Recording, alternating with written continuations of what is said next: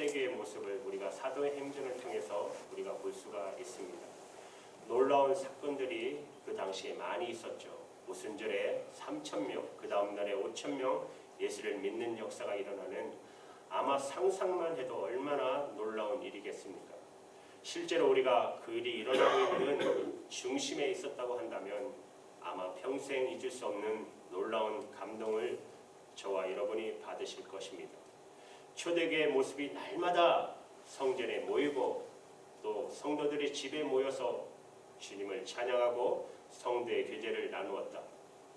그 성도들의 누리는 교제, 성도들의 그 기쁨, 그 충만한 은혜, 생각만 해도 얼마나 부럽습니까? 그 당시 사람들이 예수의 이름을 말하면 죽인다고 해도 오히려 더 크게 담대하게 하나님께 기도하면서 주의 복음은 계속 전해지고 예수의 이름으로 표적이 나타나길 기도하니까 땅에 진동하는 역사가 일어나는 그 기도의 모습, 그것도 얼마나 충격적인 모습입니까? 이 전부 복음의 능력으로 일어난 일들입니다. 그런데 오늘 말씀 속에 정말 어떻게 이런 일이 있을 수가 하는 진짜 엄청난 충격적인 말씀이 32절에 나와요. 믿는 무리가 한 마음과 한 뜻이 되어 모든 물건을 서로 통용하고 제 재물을 조금이라도 제 것이라고 하는 이가 하나도 없더라. 교인들이 자기 재산을 다 내놓았다는 것이에요. 도대체 무엇이 그렇게 할 수 있었죠? 돈이 생명처럼 생각되어지는 사람인데 어떻게 그런 일이 일어날 수 있어요? 모든 물건을 서로 통용했다. 내 것이 없어졌다. 교인들 사이에 자기 재물을 조금이라도 자기 것이라 하는 이가 하나도 없더라. 바나바라 하는 사람의 예를 하나 들어요. 그 사람이 토지가 있었는데 그것을 팔아서 사도들을 앞에 가지고 왔대요. 그래서 먹을 것이 없어서 굶는 교인들이 있으면 누구든지 가지고 가서 먹을 것을 구해서 먹게 해 주십시오. 바나바 이야기가 한 예로 나와요. 본문에. 여러분, 복음의 능력이 아니면 이런 일이 있을 수 없어요. 이런 상황이 벌어진 적도 없었어요. 복음의 능력에 34절에 보시면 그 중에 가난한, 필자반이 가난한이죠. 가난한 사람이 없으니 예수 믿는 성도끼리 모였는데 그 중에 누구도 가난한 사람이 없고 굶는 사람이 없었다. 진짜 교회의 모습입니다. 이런 일을 만들어 보려고 역사에 수없는 시도가 있었잖아요. 공산주의는 대표적이잖아요. 그들은 빈부의 격차를 자기들이 해결할 수 있다고 했어요. 가난한 사람이 하나도 없는 사회를 만들겠다고 했어요. 그래서 지식인들, 의식 있는 사람, 가난한 사람들이 전적으로 찬성했잖아요. 여러분, 한때 지구의 절반이 공사되었던 시대가 있었잖아요. 그러나 결과는 완전히 사기극이 되어버렸잖아요. 폭력으로 가진 것을 빼앗아다가 전쟁을 통해서 가난한 사람에게 다 나눠주겠다고 했던 그 시도가 얼마나 허구였는지. 공산주의를 나라로 이제는 거의 다 사라지고 거의 명백도 이어 남을 나라도 거의 없잖아요. 이제 중국도 공산주의가 완전한 공산주의는 아닙니다. 유일하게 남아있다면 북한이잖아요. 우리 고국, 우리의 고국. 그거는 공산주의도 아니죠. 독재주의죠. 완전히 실패했어요. 초대교회는 공산주의와 전혀 다른 것이에요. 초대교회는 강제적으로 빼앗는 일이 없었어요. 자발적으로 그렇게 했어요. 초대교회는 정말 너무나 놀랍지요. 재산이 있는 자들은 자기 재산에 대해서 조금도 욕심이 없었어요. 그것으로 가난한 사람들이 먹을 수 있다면 그걸로 너무 기뻤어요. 초대교회의 놀라운 기적입니다. 35절 말씀을 보시면 더 놀라운 것은 저희가 각 사람의 필요를 따라 나누어 줌이더라. 부자들만 변화된 것이 아닙니다. 재산이 있는 사람만 은혜 받고 변화된 것은 아닙니다. 모든 사람이 다 그렇게 되었는데 먹을 것이 없이 가난한 사람, 그 사람들은 얼마나 재물에 한이 맺혀 있겠습니까? 그런데 부자들이 땅을 팔아서, 집을 팔아서 가난한 사람들 다 나눠주면 좋겠다고 내놓았더니 그 먹을 게 없어서 굶는 그 교인들이 자기가 필요한 것만 딱 가지고 갔다는 말이에요. 여러분, 이런 일이 가능할까요? 만약에 우리 교회가 나중에 커져서, 조금이라도 커져서 교회 사무실에 돈다발을 갖다 놓았다면 여러분 필요한 사람들은 필요한 만큼 가져가세요. 그러면 무슨 일이 벌어질까요? 나는 10만 원만 있으면 돼.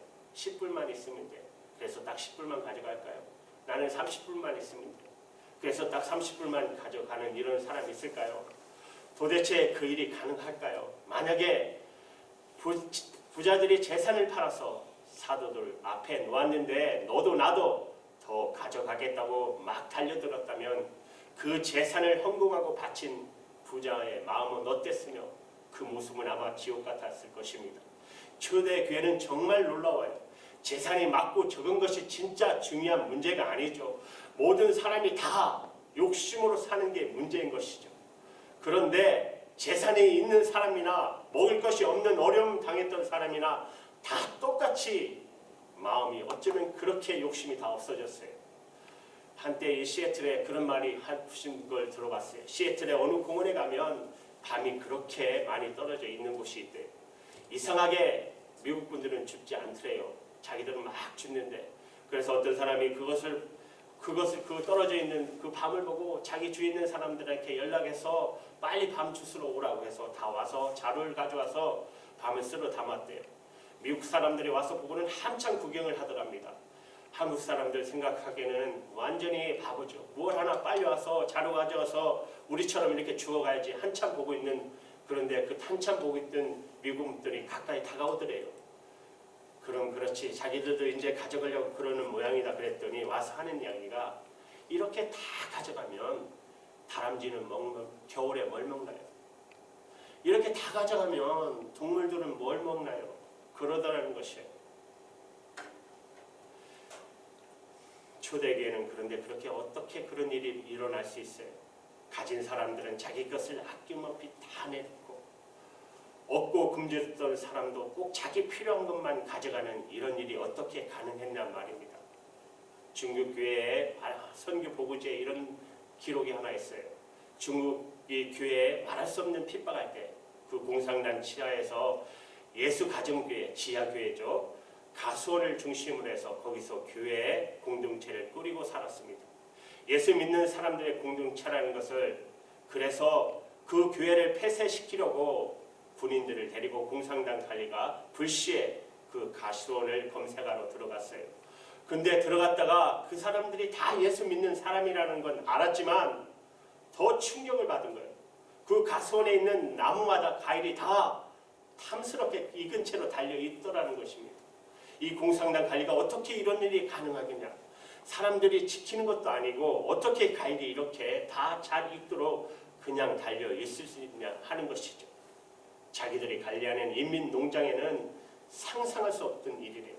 그렇게 지키고 처벌을 해도 과일이 익기도 여지없이 따가는 것이에요. 서로 몰래 다 따가버려요. 예수 믿는 사람들의 공동체는 이런가 하고 충격을 받았어요. 이 공산당이. 그래서 그가 예수 그리스도를 영접한 계기가 선교 보고지에 기록되어 있는 사연이 있어요. 오늘 33절에 보면 사도들이 큰 권능으로 주 예수의 부활을 증거하니 우리가 큰 은혜를 받았다 그랬습니다. 사도들이 정말 권능 있게 복음을 전할 만한 하잖아요. 왜? 삶이 밑바탕 되니까. 십자가의 복음으로 사는 그 기적과 같은 삶, 사람이 돈에 대한 욕심이 없어졌어요. 그러면 정말 그거 복음이잖아요. 초대교회 공동체는 진짜 성령 충만한 교회 맞구나. 그들이 정말 서로 사랑한다는 말이 진짜구나. 재산을 내놓고 서로 자기 필요한 것만 가져가는 걸 보니 그래서 가난한 사람이 하나도 없어졌어요. 진짜 은혜 받은 거 사실이구나. 성령 충만한 거 진짜였구나. 그러니 복음을 전하는 일이 얼마나 담대했겠어요. 말을 잘했기 때문에 복음의 능력이 있겠습니까? 얼마나 말 잘하는 사람 얼마나 많아요. 무리들이 큰 은혜를 받았다고 했어요. 오늘 은혜를 없을 수가 없잖아요. 설교를 기가 막히게 잘해서 은혜 받은 것이 아니라 삶이 뒷받침되는 메시지니까 은혜가 되는 것이죠. 요즘에 전도가 힘들고 어렵다고 하죠. 사람들의 마음이 강팍해서 그런 거 아니잖아요. 사람의 마음이 강팍한 것은 역사 이래로 언제나 그랬어요. 십자가의 복음으로 사는 삶이 뒷받침 안 되고 복음만 전하니까 어려운 거예요. 것이죠. 초대교회 복음의 역사는 그렇게 증거된 것입니다. 사람들은 역사의 이래로 내내 평화를 원했어요. 사람의 공동체를 갈망했어요. 사랑의 공동체를. 우리도 다 그렇지 않습니까? 그런데 과거에도 실패했고 현재에도 실패했고 앞으로도 이루어지지 않아요. 왜 그렇게 평화를 원하고 그렇게 사랑의 공동체를 갈망하는데도 이루어지지 않습니까? 초대교회를 보면 그래서 우리가 충격을 받게 되는 것이에요. 그렇게 온 인류가 갈망했던 평화와 사랑의 공동체가 어떻게 이렇게 성경 속에 이루어진 모습으로 나타나냐는 말입니다. 어떻게 이게 가능하고 왜 우리는 그렇게 노력을 했는데도 안 되죠? 성경만이 왜 세상 사람들이 그렇게 평화와 사랑의 공동체를 갈망하는데도 이루어지지 않는지를 성경만이 말해주고 있어요. 이유는 하나님과의 관계가 끊어져 있기 때문입니다. 하나님과의 관계가 끊어진 상태에서는 아무리 평화를 우리가 원하고 사랑의 공동체를 만들어 보려 해도 불가능해요. 사사기에 보면 여호와께서 말씀하시되 악인에게는 평강이 없다 하셨느니라. 여기서 악인은 하나님과의 관계가 끊어지는 사람을 말합니다. 하나님과의 관계가 끊어진 사람에게는 평화가 없어요. 인간이 죄의 상태에 있고 하나님께 반역하고 그 사실부터 이 모든 인간의 관계가 불화, 빈부의 격차가 그리고 전쟁의 상태가 벌어지고 있는 것입니다. 여러분 보셨잖아요. 프랑스에 지금 얼마나 끔찍한 사건. 아무 이유 없이 그냥 가서 총 갖고 가서 그냥 모여있는 데 가서 그냥 아무 이유 없이 그렇게 죽이잖아요. 그런데 믿지 않는 사람들은 그 점에 대해서 전혀 깨닫지 못해요. 평화를 그렇게 원하고 사랑의 공동체를 만들어 보려고 하는 사람들의 수준이 얼마나 낮은지 몰라요. 그들은 만나서 대화하면 해결하면 된대요. 만나서 대화해보면 그러면 입장을 이야기하고 그러면 서로 타협점을 찾게 되고 그러면 서로 평화할 수 있지 않겠나. 여러분 그래 본 적이 있었습니까? 언제 인류에? 제가 신학교 때 기독교 윤리학 때 기독교 윤리를 강의하셨던 교수님이 윤리의 근간에 대해서 말씀해 주신 일이 있었습니다. 전쟁이 왜 일어나는가? 그것은 미개인이기 때문에 싸운다는 것이에요. 그래서 그는 작가이며 교육가인 웨일즈가 이렇게 말했어요. 그래서 그는 교육으로 전쟁을 없앨 수 있다고 주장했던 사람입니다. 몰라서 배우지 못해서 싸운다는 것이에요. 제대로 배운 사람이면 어떤 심각한 사항이라도 이성적으로 판단해보면 다 어떤 게 필요하고 어떤 게 잘된 것이고 다 알게 되니까 싸울 이유가 없어진다. 어쩌면 이렇게 수준이 낮아요. 저 강의 들으면서 그랬어요. 생각하는 것이. 왜 성경에서 지혜를 얻지 못하니까 그런 것이에요. 평화주의자들이 그렇게 평화를 호소하고 캠페인을 벌이면서도 그래서도 안 되는 걸 왜 몰라요? 어떤 분들은 전 세계에 있는 무기를 다 버리면 더 이상 싸울 일이 없다는 것이에요. 어떻게 그렇게 말할 수 있는지 몰라요. 그런 일이 일어날 수도 없지만 여러분 집안의 싸움은 무기 때문에 싸우는 것입니다. 직장에 총칼이 있어서 그것 가지고 싸우는 것이에요. 우리 집에 무기 하나 없는데도 지옥 같은 싸움 왜 생겨요? 무기가 문제가 아니잖아요. 잘 몰라서 서로 욕심을 부리고 싸우고 그러지 않아요. 그건 지식과 관련 문제가 아닙니다. 우리 마음의 중심과 관련이 있어요. 여러분 야고보서 4장 1절에 이렇게 말씀하세요. 너희 중에 다툼이 어디로 쫓아났느냐? 너희 지체 중에 싸우는 정욕으로 난 것이 아니냐? 전쟁은 우리 마음속에 그 뿌리를 가지고 있어요. 지식이 아니에요. 여러분 평화 그리고 사랑의 공동체를 이루는 그것을 목적으로 삼으면 절대로 이루어지지 않아요. 그래서 얻어지는 것은 없습니다. 평화나 사랑의 공동체는 전적으로 부산물이에요. 내가 그 어떤 것을 추구할 때 오는 부산물이에요. 그 어떤 것이 뭐죠? 하나님과의 바른 관계입니다. 그것이 성경이 말해주고 있는 것입니다.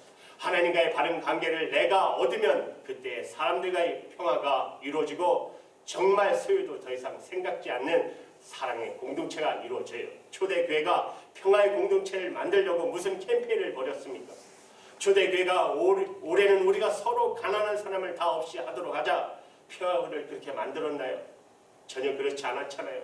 초대교회 성도들이 그들이 하나 분명히 누렸던 것은 십자가의 복음입니다. 예수 그리스도께서 내 옛사람과 함께 십자가에 죽으시고 이제는 나는 예수님의 생명으로 예수님이 내 주인 되는 삶을 사는 그 십자가의 복음을 그들이 분명히 믿었어요. 그리고 그들이 성령을 받았어요. 하나님과의 관계가 온전히 새로워졌어요. 그리고 평화의 공동체, 사랑의 공동체가 이루어지지 않았습니까? 평화의 사랑의 공동체는 내가 십자가의 복음 안에 분명히 서 있고 하나님과의 관계가 분명해지면 부산물로 다 따라오게 되어 있어요. 여러분이 여러분 가정을 이제는 더 이상 싸우지 맙시다. 이제 진짜 사랑의 공동체, 우리 가정을 한번 만들어 봅시다. 해보십시오. 그것이 되는가? 그렇게 할수록 더 문제가 생겨요. 여러분이 가지고 있는 어떤 모임이 있다면 그 모임에서 우리가 평화의 공동체, 사랑의 공동체를 한번 이뤄보도록 합시다. 토론도 해보고 세미나도 해보고 포럼도 가져보십시오. 그게 이루어집니까? 그래서 절대 이루어지는 거 아니잖아요. 하나님과의 관계가 바르게 이루어지면 그러면 자연스럽게 놀랍게 이루어지는 게 되어 있어요. 놀랍게 사랑의 공동체가 만들어지는 것입니다. 그러므로 십자가를 분명히 아셔야 합니다. 예수님의 십자가는 우리가 우리 지은 죄를 다 씻어주는 것만 위해서 있는 것이 아니에요. 이 속죄의 은혜는 말할 수 없이 중요해요. 그러나 하나님의 계획은 우리가 지은 죄를 다 용서하는 것만으로 끝나는 것이 아니라 또 하나가 있어요. 그것은 우리가 거듭나는 것입니다.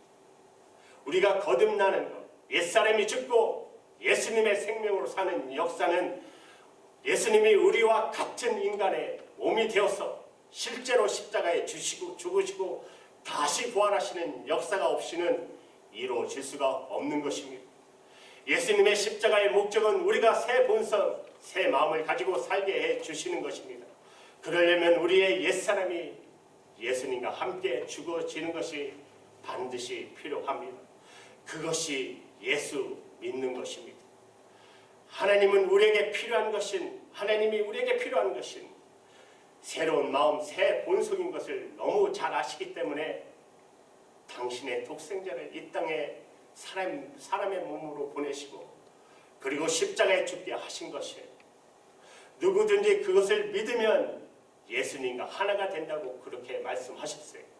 초대교회 역사는 그들이 완전히 새로 거듭났기 때문에 일어나게 된 것입니다. 고린도후서 5장 17절에 그런즉 누구든지 그리스도 안에 있으면 새로운 피조물이라. 이전 것은 지나갔으니 보라 새 것이 되었도다. 바로 그 역사로 이루어진 것입니다. 그들도 처음부터 한마음 되지는 않았어요. 전에는 서로 다투고 시기했습니다. 천성과 인격도 달랐고 다른 인간들과 다를 바가 없이 다 뿔뿔이었어요. 그런데 그들이 하나가 되었어요. 어느 정도로 소유 계엄이 없어질 정도로 내 것 다 이것이 없어질 정도로 그러니 얼마나 놀라운 기적이 일어난 것입니다. 이런 기적은 그들 안에 예수님과 함께 죽고 예수로 사는 역사가 일어났기 때문인 것입니다. 그들이 완전히 새 사람이 되었기 때문인 것입니다. 십자가의 복음이 그래서 이렇게 놀라운 것입니다. 여러분 예수님을 정말 구주로 영접하고 여러분의 주님이 되시고 나면 우리가 비로소 돈에 대해서 재물에 대해서 바른 인식을 갖게 되어 있어요. 그 말은 예수 진짜 믿기 전에는 재물에 대한 인식 제대로 갖지 못해요. 제정신이 아닐 때는 돈은 끊임없이 가지려고 해요. 소유가 축복인 줄로 알고 생각해요. 타락한 다음엔 사람이 정신을 잃어버려요. 여러분 돈을 소유하려고 하면 할수록 얼마나 그것이 고통인지 아시잖아요. 그런데도 사람은 왜 자기가 고통스러운지 몰라요. 영이 살아 진짜 축복의 눈이 열리지 않았기 때문에. 그런데 예수님을 내가 정말 십자가에서 주님으로 영접하고 나면 고린도후서 5장 15절에 이렇게 말씀하세요. 제가 모든 사람을 대신하여 죽었은즉 산자들로 하여금 다시는 저희 자신을 위해서 살지 않고 오직 저희를 대신하여 죽었다가 다시 사신 자를 위하여 살게 하려 함이니라. 자기 자신을 위해서 더 이상 살지 않게 되어 있어요. 십자가의 복음을 모르는 사람에게는 그것은 정말 비참한 이야기죠. 자기 자신을 위해 살지 않아 아마 그렇게 살고 싶은 마음 자체가 아마 없을 것이에요. 그러나 이것이 진짜 축복인 거 아십니까? 우리가 왜 그렇게 괴롭게 살고 왜 그렇게 답답하고 왜 그렇게 마음에 상처가 많죠? 다 자기 자신을 위해서 살아서 그런 것이에요. 그런데 예수 그리스도의 십자가의 복음이 더 이상 내가 나를 위해서 살지 않게 해 주었어요. 그리고 이제부터는 예수 그리스도의 그분을 위해서 살게 됩니다. 그런데 이것이 얼마나 놀라운 축복인지 모릅니다. 예수님이 어떤 분이십니까? 예수님은 자기를 위해서 자기 자신뿐 아니라 하나님의 독생자를 항상 하나님은 자기 독생자를 위해서 내어주셨고 그렇게 행복하셨잖아요. 자기 하나밖에 없는 독생자를 내어주시면서 하나님은 그렇게 행복하셨어요. 예수님은 우리를 위해서 당신의 육신을 십자가에 죽으시고 우리 영혼을 구원하시고 그렇게 행복하신 분이십니다. 그리고 우리가 예수님을 믿으면 그대로 되게 되어 있어요. 소유할 때는 지옥과 같았는데 베풀어 주면서 그렇게 행복해지잖아요. 여러분 중세시대에 수도원들이 많이 만들어져 있었어요. 그 중에 하나가 탐심의 죄를 안 지으려고 수도원에 들어갑니다. 무수요. 아무것도 갖지 않는 삶을 사는 것. 무수의 삶을 사니까 탐심이 어디 있겠어요. 자기의 소유 것이 아무것도 없는데 그 마음은 좋은데 그런데 수도원 생활의 오류가 심각했어요. 탐심의 반대말은 탐심에 죄짓지 않으려는 무수의 삶을 살아야 된다는 생각이 정확한 성령의 인도함의 삶이 아니라는 것을 깨달아요. 그들은 무수였기 때문에 욕심은 없었어요. 그러나 그들은 다른 사람을 위해서 도와줄 수 있는 것도 아무것도 없었어요. 탐심의 반대말은 무수요가 아니라 베풀어 주고 나누어 주는 것. 여러분 정확하게 우리는 기억해야 합니다. 무수의 반대는 베풀어 주고 나누어 주는 것. 탐심의 반대말은 나누어 주는 것, 무수요가 아니에요.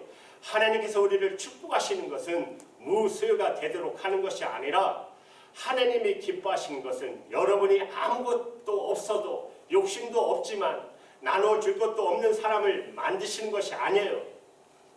하나님이 저와 여러분에게 원하시는 것은 나누어 주는 사람이 되게 하시는 거예요. 어떤 분에게는 기업을 통해서 축복을 주셔요. 여러 가지 많은 것으로 채워주셔요. 그 이유는 그것을 나누라는 것입니다. 어려운 이웃을 도우라는 것입니다. 그게 초대교회가 누렸던 진짜 축복입니다. 진짜 복된 삶은 예수님의 마음을 품고 우리가 가진 것을 필요한 사람들에게 나눠줄 때 찾아오게 되어 있어요. 이 눈이 뜨이는 것이 바로 십자가의 능력입니다. 예수님의 마음을 내 마음 그대로 느껴지는 것. 우리를 위해 당신의 몸을 찢어 십자가에 풀려 주시면서 기쁘셨던 그 심정을 그대로 우리에게 주시는 거예요.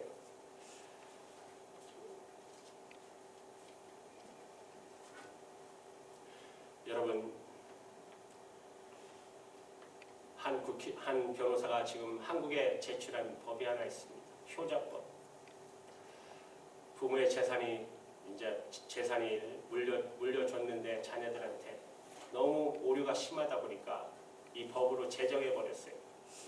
무엇이냐면은 이런 말이 있잖아요. 부모가 재산을 안 물려주면은 맞아 죽고 물려주면 굶어 죽는다.